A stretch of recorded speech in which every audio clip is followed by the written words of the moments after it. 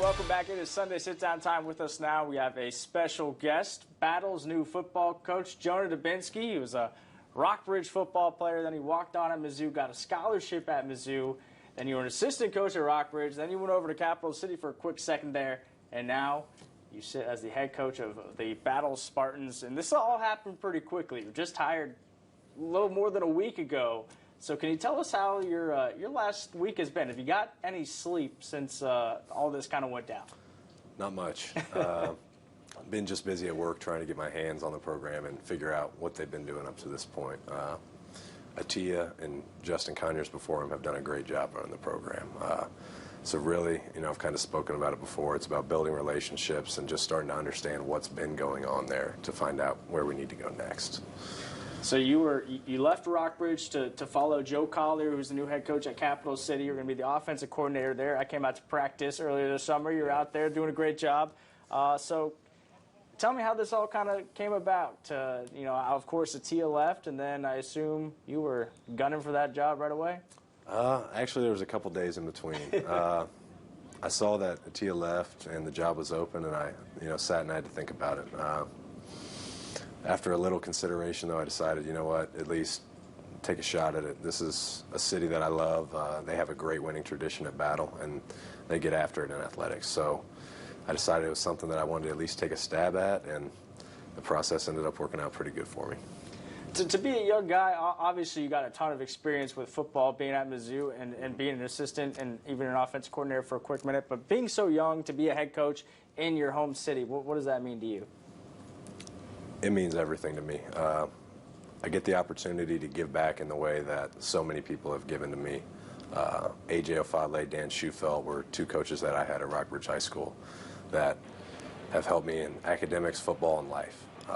And really, that's what this is about for me, is being able to provide an opportunity for young men and women to grow and decide to be the people they want to be. Those two guys are just two of a few that have helped me get here, but it's really trying to replicate or even go beyond the experience that they gave me for these young men and women. Well, you're jumping into a great situation at Battle. The team went 8-2 last year, returning a bunch of talent. So overall, what do you think of your roster and what you guys can do this year? It's an impressive roster. I'm not going to speculate too much. We've got a lot of work to put in, but I think everything we want to do we can achieve if we're willing to put our nose to the grindstone and get after it.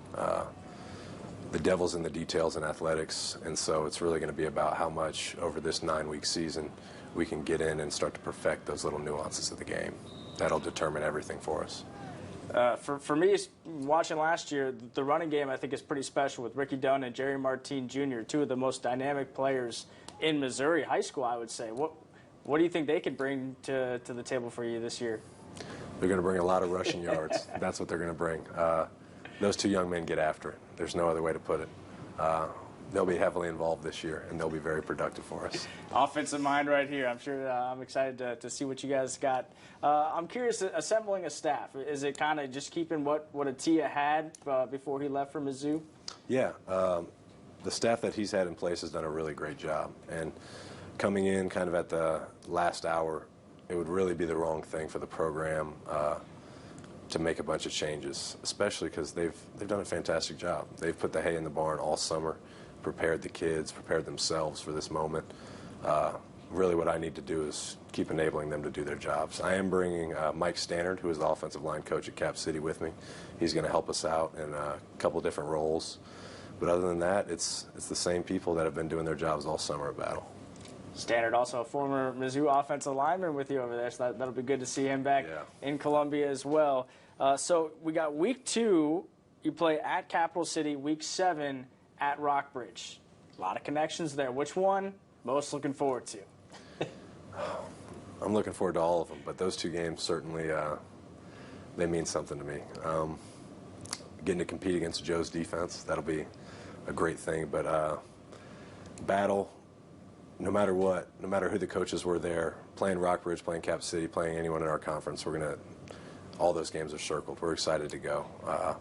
Can't really put a finger on which one is, more special than the other. We only get 9 opportunities in the regular season anyway, so every one of those we're excited and ready to go for. So this is your first time as a head coach. I mentioned you were a walk-on at Mizzou, earned your scholarship, tough player. What does a Jonah Dubinski coach team look like?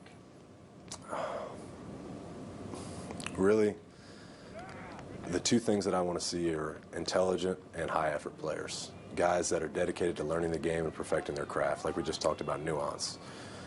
The devil's in the details. I say it all the time to the kids, and I'm going to say it in probably every interview the rest of the season. How good we can get at the small, nuanced part of the game is going to determine how good we are. So, Battle's former head coach at T. Ellison, moving on to Mizzou, a place you're very familiar with. What kind of advice has he given you about how to coach this team, or maybe just life lessons in general? I mean, he's really just stressed to me, focus on the relationships, and that's something it's encouraging to hear, just because I'm a relationships person myself. So that was the first step for me anyway. But getting that reassurance that, yeah, focus on that. The football piece is the schematic piece. Some of the organizational things will come together in time. A relationship that you have from the past is with Barry Odom, the former Mizzou head coach, and he tweeted at you a little bit of congratulations, your former head coach. He was also the head coach at Rockbridge, so he's been sort of in your shoes, albeit a different CPS school. But I don't want to get too ahead of myself here, but is he someone you aspire to be? Maybe is high school coaching maybe perhaps a stepping stool to get to the top of the coaching world? I'm not concerned about getting to the top at this moment. Right now, I'm concerned about the 2021 Battle Spartans. I try to be where my feet are, and right now, that's on the east side of Columbia. Coach Odom's been a fantastic role model for me, though. He's absolutely someone that I aspire to be as far as being a man and a great leader. Probably won't ever be a defensive coordinator, but I certainly do admire what he's done with his career and his life. I speak with him frequently. He's given me tons of great advice about this role, especially being a young guy. He has been in this position before, but right now I'm worried about being a Battle Spartan. I'll finish with this. There's a lot of athletes in your family. Jackson Hudson, college golfer. Jackson played college basketball, also is now playing overseas. You played Division I football in the SEC. The best athlete, and I know it goes beyond that too. You got cousins everywhere. Yeah. Best athlete with the last name Dubinski. Who is it? Oh, man. So this one gets missed a little bit. My oldest brother is Skylar Tolson. He played Rockbridge basketball, too. He played basketball at Westminster.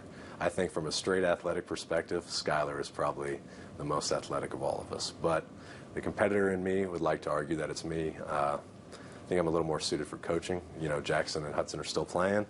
But Skylar was a tremendous athlete, and he might have us all beat in that regard. There you have it. Well, it's been a pleasure to cover you as a player, as an assistant coach, and I'm excited to get to cover you as a head coach as well. So, Jonah Dubinski, Battle's new football coach, thanks so much for coming on the show. Thank you. All right, we'll be right back after this.